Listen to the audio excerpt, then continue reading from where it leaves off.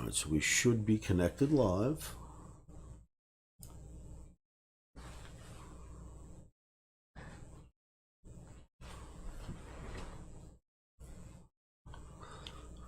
And I don't see it on this YouTube channel, so let me go to my channel.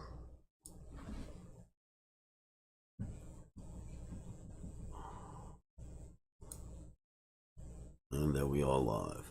All right, traders, welcome, welcome, welcome. Thank you for tuning in. And we're going to start a segment that, I'll try to do daily. And we're going to call it Tales from the Pit. Just give me a moment to make sure that my volumes are all correct and all that good stuff is going on. Testing 1, 2, that is good, okay. So what I thought I would do, as opposed to our usual, when we get together, we're going over charts and we're looking at everything that's technical, I thought instead, maybe what we would do is just talk about tales from the pit, what used to happen down on the trading floor, how it affects today. So essentially, this could end up turning out to be an audio-video book that ends up being interpreted as my book. So what I thought I would do to start these sessions is just go all the way back to the beginning when I first started and tell you about these stories, and we'll just go from there. And every day I'll try to bring up something new. Now, let's see if I could move this camera thing over for just a moment. Let me just work this, because if I go to my streaming software, I should be able to move my camera over. And this way I could pull out some some pictures and some stuff that we can go over. For instance, if you guys didn't know this about me, I happen to have a museum upstairs in my OMNI I've got a literal museum of stuff from the trading floor. I mean, you can't imagine how much great stuff is here. Charts that I used to hold literally in my hands, in my pocket, pencil, paper, while the markets were chaotic. So I've got all kinds of great stuff. My first trading jacket. There you go. There's a little bit more of the museum. I actually have a whole trading pit. Check this out. Let's go back a few pictures. I've got a whole trading pit. Look, I got the whole 9 yards, baby. I got a museum. So we get to go over a lot of great stuff that happened on the exchanges, the way it was, and kind of compare it to what's happening now. So I thought I would do that. Let me break out the chat room. Give me a moment to pull the YouTube chat room out. I'm assuming it's here with the rest of this stuff, if I could just find it. I know it's here somewhere. I've got 57 windows open, but one of them will be the YouTube chat room. All right, so I think that's here. Okay, top chat is here. Yeah, there it is. Let me just break this out. Pop out chat. So we have a chat. I think this is the right chat that we can speak at. I believe this is the right one. Today is my first go at this. I'll get it down to a science, but the whole idea is going to be about real cool stories about what happened on the floor, what that stuff means today, and how we use it going forward. But I've had so many people ask me a bunch of questions about what's gone on the floor and my career and what's it all mean. So I thought I would start these segments specifically for that. Let me grow this camera a little bit so you can actually see me when I speak to you. So I don't know if this is the right chat room, because like 2 chat rooms pop up whenever I do a live. I think this is the right one. If you'd like to speak to me in there, you certainly can. If there's anyone watching, Dano, if you could figure out where the YouTube chat room is that's active, I'll pull it onto the screen for us. I'm not sure if I know where that is right now. I've got too many windows open. Anyway, when I'm done with this chat, traders, when I'm finished with this, what we call Tales from the Pit, you could come join me very simply. Just come to my livewithoscar.com site. Very simple. Right, go to Live with Oscar, livewithoscar.com. If you're not a member, either register or log in if you are a member. And literally, you can then come join me in my live trading room. And that's pretty easy. So when I'm not sitting on camera doing this for YouTube, I am sitting right here on live camera and microphone with my traders from around the world. So make sure after this session is over on YouTube, you guys come to Live with Oscar and hang out with me, okay? All right, so let's move that window out of the way. And we'll move this chat room out of the way, and let's see what you guys have in mind. Hello from Sweden. Nice to meet you. So, I thought I would literally go back to the beginning and explain how I got involved in this business, why I am here today, why 43 years later am I wearing this stupid jacket and still doing what I did when I founded at 18 years old. So for me, I don't know how old you cats are. I don't know how many of you are paying attention right now. But if any of you are near my age group, you would remember the time where there were no computers. Computers were, huge mainframe machines that were in an air-conditioned room. And there were no desktop computers, no laptop computers. Bill Gates wasn't known at the time. We had no Apple. But there were a few inventions that came out. Turns out that somehow I became a computer nerd from 12, 13, 14 years on. When I was 14 years old, I became this crazed computer nerd, but there were no computers yet. So I used to buy like Byte Program and look up the programs in the magazines, and I would write my own programs, and I'd write it all out. And didn't have a computer to use it on, but I knew one day I'd be able to try these programs out. That's the type of kid I am. Well, when I hit about 16, 17, maybe 15, 16, the Commodore 64 comes out. The VIC-20, the Commodore 64. I've got a computer. I can try out these programs. So I put my programs on the computer, and the Commodore 64 was a keyboard that you could plug into your television. This is the first way that you could have a desktop computer. So it was a keyboard. You plugged it into your television, you typed your little heart out, but when you turned it off or unplugged it, there was no saving, there was no hard drive, there was no floppy drive, there was no saving your information. So, didn't bother me. I'm a computer nerd and I'm writing programs, and I think that's what I want to do for a living. So I am going to be a computer science programmer for a living. I know this is what I'm going to do. So I get into computers, then the Commodore 64 comes out, and the VIC-20, as I mentioned, and then the TRS-80 from Radio Shack, and whoa, we're rocking. Then this thing called the Franklin Ace 1000 computer comes out, and it's kind of what desktop computers became at some point. So I go to college, I get out of high school, and I cannot wait to be a computer programmer. In fact, Lisa, my wife today, one of the first things she did with me on the first weekend we hung out, maybe the second weekend, was because she typed better than I did. I had her typing computer code for me for computers that didn't exist. I swear. Welcome to dating Oscar. So Lisa's typing code for me. When I finally get a computer to put it in, the code that I wrote was literally... It would, like, a screen showed up, and it had a bunch of like little doors that would open, and a ball would drop and hit the door, and it would open, and the ball would drop and go further, and all the way down to the bottom, the ball would drop. I wrote that, baby. Seemed like it was, sophisticated when I wrote it. So this is my background, and I want to be a computer programmer, and I'm going to college for computer programming. My parents can't afford to send me. I'll take out loans. I'll work 3 jobs, which I was doing, but I'm going to college. And I do. Get to college, and I cannot wait to be a computer programmer. And then I start taking courses. And I have to tell you, 6 months deep into my first computer course, I walked up to my professor and I went, "Why would you do this for a living? Why would anyone do this for a living? This is the most boring thing I've ever seen in my life. Who the hell wants to be a programmer?" Me, since I'm 12. This is what I'm saying to my professor. I'm saying to him, "Why would you even teach this? This is so boring. I never want to do this for a living." He says, "Well, that's what you're in school for." I said, "I know. Made a mistake." I said, "Here's what I will do. I will finish the course. I want to learn how to be a computer programmer. I want to know what the logic is.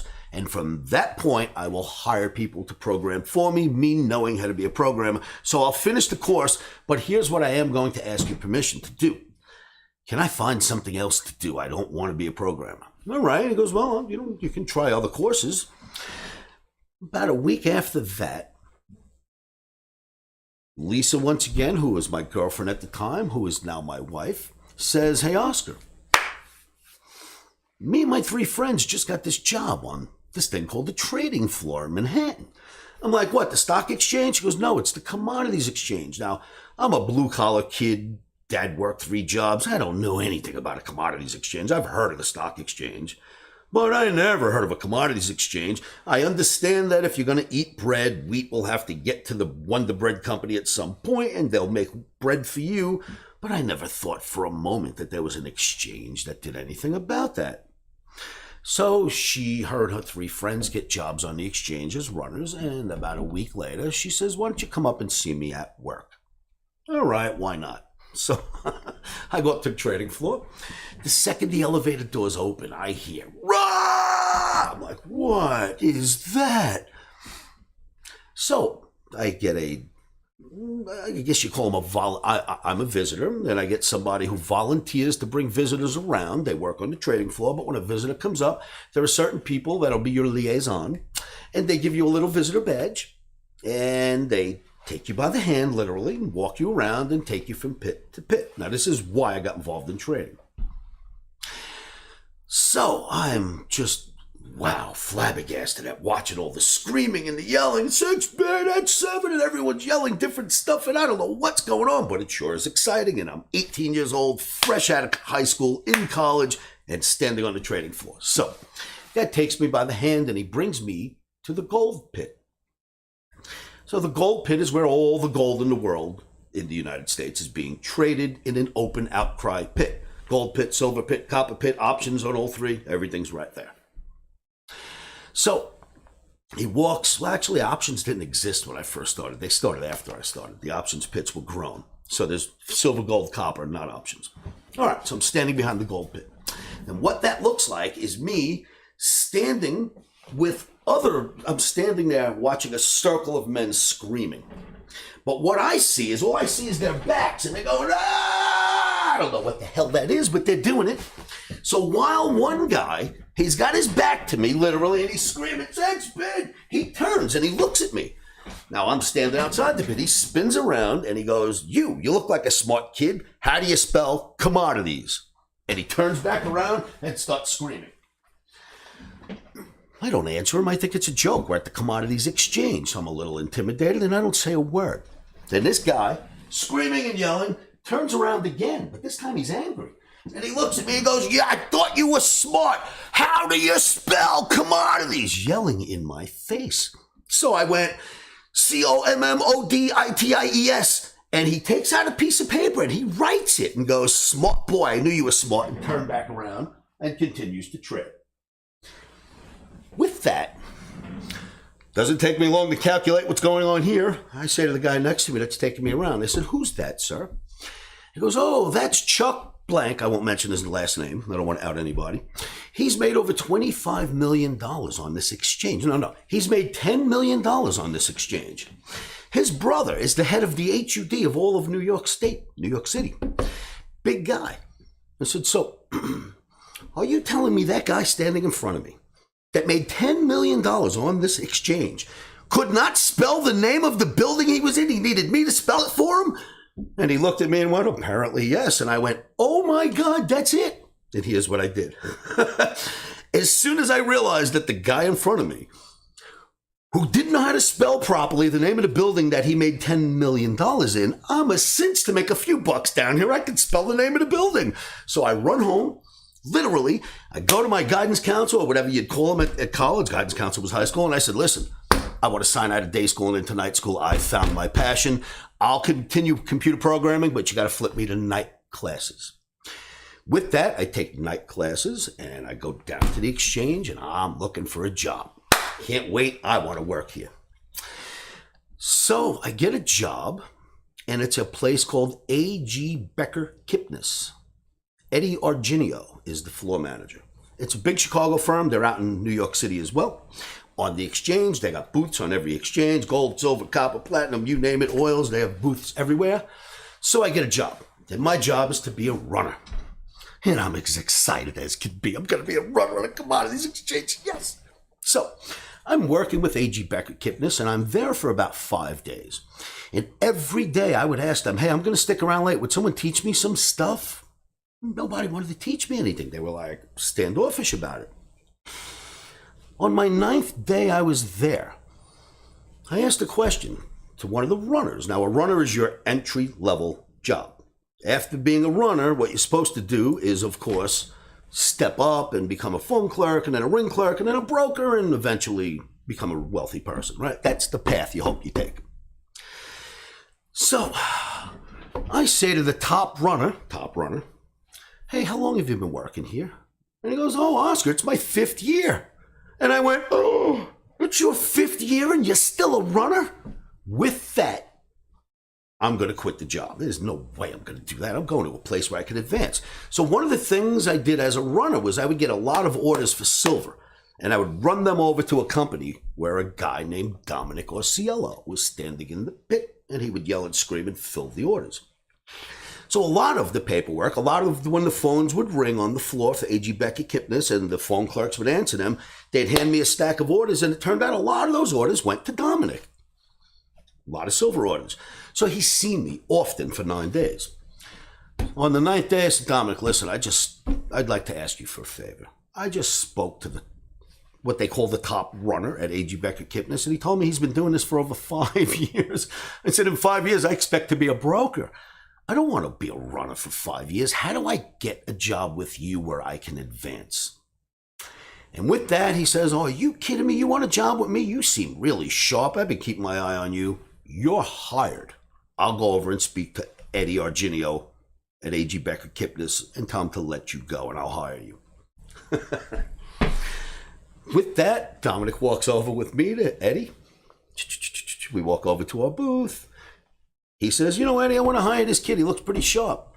Eddie looks at me and goes, Dominic, if you hire him away from me, you don't get business from me anymore. He's mine. Dominic goes, oh, you're his, Oscar. I'm out of here. He goes back to his operation. He don't want me. Well, that was on a Thursday. I spent all day Friday like a child with his father saying, are we there yet? Come on, Eddie, why won't you let me go work for Dominic? Eddie, please, Eddie, I don't want to be a runner. Eddie, please let me out of here. Eddie, you got to let me go. Eddie, please let me go. Eddie, please let me out of here. Eddie, I don't want to do this any longer. I went off on him all day Friday. Got on his nerves. Monday, I start off bright and early, 8 o'clock Monday morning. Eddie, you got to let me go. I don't want to work here. After about noon that day on Monday, he grabs me by the hand and drags me like a child. I was only 18. Brings me all the way over to Dominic, all angry. He goes, Dominic, take this kid. If he says another word to me, I'm going to choke him. He's yours. I get the job. Yes. So I get the job now I'm going to be a runner for Dominic Orciello. I moved away from A.G. Becker Kipnis, where you run for your whole life and never go anywhere. And I went to a place where it looks to me like you become a broker, kind of, you advance. I can't wait. So this is getting real for me. So I am going to school at night for computer programming. I am working 3 hours a day at Wallbaum's, cutting cold cuts at the lunch meat counter. And I'm driving a cab at midnight and on weekends. So I could pay for school. My parents weren't rich, so I had to do it on my own. So I'm doing all that stuff, driving a cab. The cab was fun, actually. I had to be a little careful. But all of that just so that I could go to night school and work the floor. Well, after the first night that Dominic gives me the job, it's on a Monday, I decide, okay, I'm going to go in Tuesday morning with my new job, and I am going to blow the doors off this place. So on Monday, he says, before you take the job, that will start Tuesday, go upstairs, see John Piacente. John Piacente is going to give you your salary. Tell him how much you want. So I'm thinking, how much do I want? I'm going to shoot for the gold. I'm going to ask for big dollars. I go up into his office on West Street. Mr. Piacente, Dominic Orciello sent me in, and he told me that you would offer me a salary. And he goes, yeah, kid, how much you want? And I'm going to shoot for the gold on this one. $240 a week. And he goes, sold, done, you're hired. What I find out the next day is everyone starts at $500 a week. Everyone. I'm the only guy who negotiated his own salary, $240. In fact, I never reached $500 salary working at that company. Everyone started at $500, but I got the job. All right, I got my $240 a week. I can't wait. It's the most money I've ever made. It's more than I make driving a cab and cutting cold cuts, and I'm going to work for a cool company. So it's Monday night, and I'm up all night thinking about this. I can't wait to go to work Tuesday and start my new job. So we get on the Staten Island ferry Tuesday morning. And I get on the ferry, and I'm like, all right, can't wait to go to work. And I look down, and my shoes are a little bit ratty. I mean, they're not new shoes to begin with, but there's a shoe shine guy on the ferry. In fact, he's not just shoe shine. This guy is cool. You take the ferry every morning to work to Manhattan from Staten Island. And there's a guy that walks around. You ever see like those shopping baskets like the older ladies used to walk out of the shopping, out of like the supermarkets with, and you push them home? You know those wagons that you buy, right? So, oh wait, which part of the story am I at? There's so much to it. So the guy's pushing the shopping cart, and he's going, I got it all in my tiny little mall. M-A-L-L, I got it all in my mall. And he'd have batteries and lighters and cigarettes, and he'd sold everything. And he shined shoes too. So he's going by, I got it all in my tiny little mall, and I shine shoes too. And I'm like, good, come on, I'm shine my shoes. Now the ferry's heading to Manhattan, Tuesday morning, 7:30, I gotta be in for 8. Ferry's heading to Manhattan, he's shining my shoes. He's shining away, and I'm looking down at my shoes, and they're looking better and better. And when I look up, the ferry had already hit Manhattan. People got off and started backing towards Staten Island again. I'm going to be late for my first day at work. Oh, my God, I didn't get off the ferry. So what do? I call in sick. I swear to God, I call in sick. I go, John Piacente, listen, I can't come in today. I got to call in sick. And he goes, Oscar, don't bother coming in at all. Just don't bother coming in at all. And he hangs up on me. So with that, I call Lisa. I go, Lisa, don't go in, because she had just gotten off the boat. Don't go in. Let's meet. We'll hang out in Manhattan all day. I called in the day sick. They fired me. Blah, blah, blah. So I meet Lisa. She calls in sick. We hang out all day. Next morning, I get dressed beautifully. Wednesday morning, get down to work. I go right up to John Piacente's office, and I tell him what happened. I go, John, listen, this is what happened yesterday. I wanted to impress you guys, get my shoe shine. I told him the whole story, and he laughed. He goes, I believe you. I've been on the ferry before. Don't worry, you're hired. With that, I get hired. My first job on the trading floor. Real job anyway. And that was a blessing for me, because I went from a guy working for a company that probably would have just let me run for 5 years until I couldn't take it anymore and found a new job off the floor as a gym teacher or something, whatever, because it's what happens to these people. Now I'm with a company where you advance, you know what I mean? You do well here, you advance. Yes. I don't have a rich daddy to make me a broker. I don't know how I'm going to be a broker, but I know I'm a smart kid. I'm a hard worker. And I will do what I got to do, because I can spell the name of the building. I'm going to be rich. So I start working with Dominic, and he immediately puts me in the gold booth, which is a battery of phones, 30, 40, 50 phones in a row. And they ring. And as the phones ring, you pick them up. Hello, I'd like to buy 10 gold, 10 April gold at the market. You'd like to buy 10 April gold at the market? Sure, take order number 11, clock the ticket, send it out to your broker. Now, to be a phone clerk, you've got to go through phone clerk training. The clerks who are already phone clerks will then start training you and call in fake orders so that you can't make a mistake. Several months later, you can go from the runner who takes the orders from the phone clerks and runs to the brokers and hands them the order, who screams and yells and fills it, and then you run it back and give it to the phone clerk who calls the customer. It takes a while to build up to the phone clerk guy. But here's what I get introduced to. The people working in Dominic Orciello's gold booth, he's got an operation in gold, copper, silver. The people working in Dominic's gold booth turns out to be 6 clerks that used to work for his private limousine, airplane, and he had a private limousine and airplane service, and he had a chain of pet stores. But as time went by, he decided to shut down the airplane service and shut down the pet stores, and he took these 6 guys, brought them to the trading floor, and said, I'll pay you both salaries.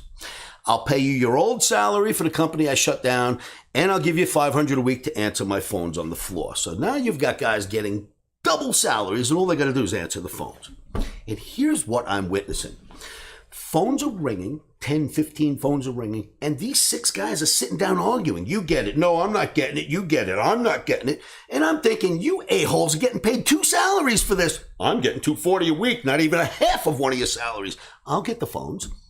So I start grabbing the phones. And I'm not allowed to, but they don't stop me. I guess they expect I'll make a mistake and get fired. Well, I start answering phones and running out to Dominic, and I bring out the orders to him, and he fills them, and he's, hey, good kid, good work, good work. 1 week after that, he decides to go over and start a new silver operation. Comes into the booth where guys have been working for a few years, and he says, see that kid right there? He's mine. I want him behind me from now on.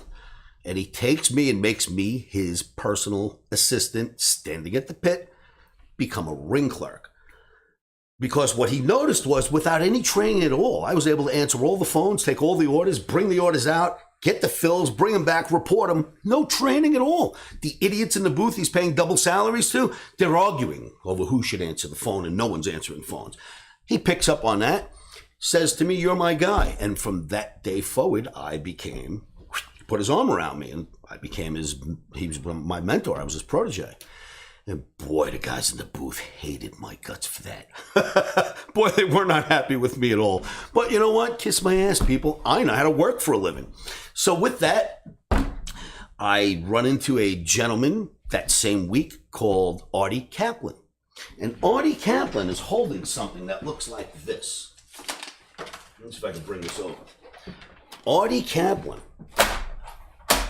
is holding something in his hand. And it looks like this. You know, I'm like, what on earth? And every time the market moves, I see him yank this chart out of his pocket, take out a pen, and put something on it, and put the chart back in his pocket, and scream and yell. And when the market moves, he takes the chart out, he writes it. I find this fascinating. So I go over to him. Artie, what are you doing? He goes, oh, Oscar, this is voodoo. That's all. They all laugh at me. They call me a voodoo artist. Everybody breaks my chops. But this stuff works. And I said to him, well, I'm a computer geek, and they laugh at me for that. That's going to change the world one day. I think what you're doing is another thing that will change the world. So teach it to me. And from that day forward, he was like, why, you really wanted to learn this from me? And I'm like, sure, why not? Now, I have to just give you a visualization of this gentleman who everyone calls a nut that does technical analysis in the 80s. It doesn't really exist. But there's a reason why they call him a nut. You know, the floor, it's very, very busy, right? Like, let me see if I still got that picture back there. If I still have it, I'll show you that picture again because you'll understand in just a moment. So, if you look at this floor, there's a zillion people standing there. See all those people standing? Well, when you have to go through them, generally, you do things like, excuse me, sir, pardon me, let me get around you, excuse me, oh, sorry, pat a guy in the back, thank you so much, excuse me, pardon me, and you get around these people. This guy, Artie Kaplan, he wouldn't do that. He would go like this, through, please, and he would put his arm up and run like a quarterback and smash through the crowd with his charts in his hand and his hair sticking up. The guy was a nut, but he was good at analysis. So I started holding charts myself, and this is an actual gold chart that I physically stood and created as a kid. This is the only way you could do it. There were no computers. Look at the price of gold. Let's see. Are there prices here? Oh, there sure are. $200, the price of gold, right there. $200. In fact, gold was $265 when I was down there. So he started showing me about analysis. And, you know, for analysis, you have to use all kinds of tools and protractors, and you name it, you got to have a kit. And you got to get really smart at algebra and geometry. But you got to figure this stuff out. So I am still cutting cold cuts at Wallbaum's and driving a cab at night and working on the trading floor during the day, plus finding time for school, believe it or not. And Dominic says, hey, I see that you're holding that chart. Let me see the chart. He pulls it out of my pocket. He looks at it. He goes, I know charting, but a lot of people don't think it's real. He goes, you know, there's a new course that started at the New York Institute of Finance, and John Murphy's going to teach that course. Why don't you go? I'm like, with bells on. So that day I go across the street to the New York Institute of Finance and I sign up for John Murphy's technical analysis course. And I started doing technical analysis with John Murphy as my mentor and Artie Kaplan and Dominic Orsiello as my trading mentor. And as these stories grow and we go further, I will continue to tell you my life story day after day. But today we have just about run out of time. It's been 30 minutes. I'm only going to give you guys 30 minutes a day, but we'll do this a lot and I'll show you. I'll go through all kinds of great stuff. I got props. I got all kinds of great stuff from the days of old. Anybody remember that? I got all kinds of good stuff. Stories are fantastic, all as true as the day is long. And I do spend most of my life, as I mentioned, sitting on camera and microphone in my live trading room. So I'm going to finish this live stream and I invite all of you to come to my live trading room at livewithoscar.com. Very easy to get to. And just go to OMNI Chat and come join me in the chat room. There are no credit cards needed. You don't pay a dime. And we can continue doing what we just did here, which is what I do 20 hours a day, every day of my life. You worked in sugar for 20 years? I worked in sugar too, man. I had a sugar badge. Who'd you work with, Paul? You know, you would, I won't mention his name, maybe not in this video, but I was in sugar one day. It was kind of when I was new in sugar. I went from Comex and continued over to sugar to build an operation. And I won't mention his name, but I was bidding and somebody else was offering 100 lots. And I was bidding for 100 and they offered through my bid and I went berserk on him. And you know what the guy did? He lifted his pant leg, I swear to God, and showed me a gun and said, Oscar, you're making a lot of waves. You make another wave, you're going to go home in a pine box. I swear to God. I went, oh, I guess the Italians work over here in sugar, huh? Because I worked a lot of years in Comex. I've never been threatened with a gun before. So my reply to him was, F you, asshole, 100 bid. And I just went nuts on him. Kiss my ass, you and that gun. I'll stick it up your ass when we go outside. You know what I mean? Tough guy with your gun on the floor. Show that to me outside. Anyway, that's sort of what I did to him, and he didn't know what to do with me, so he just kind of let me go. All right, so that's just a little tip of the iceberg of what my career, how my career started. We've got so much more stuff to do. So I'll try to do this for about 30 minutes a day, every day, and we'll see where this goes. You could start asking questions, but believe me, it's rich. And what I will be able to do is incorporate all the trading rules, the tips, the tricks, all the stuff I've learned over the years. I'll slowly dole that out for you so that you can learn this stuff for yourselves. Anyway, thank you for tuning in. We will do this again tomorrow at 1 p.m. Thank you, traders. And remember, stop soaring.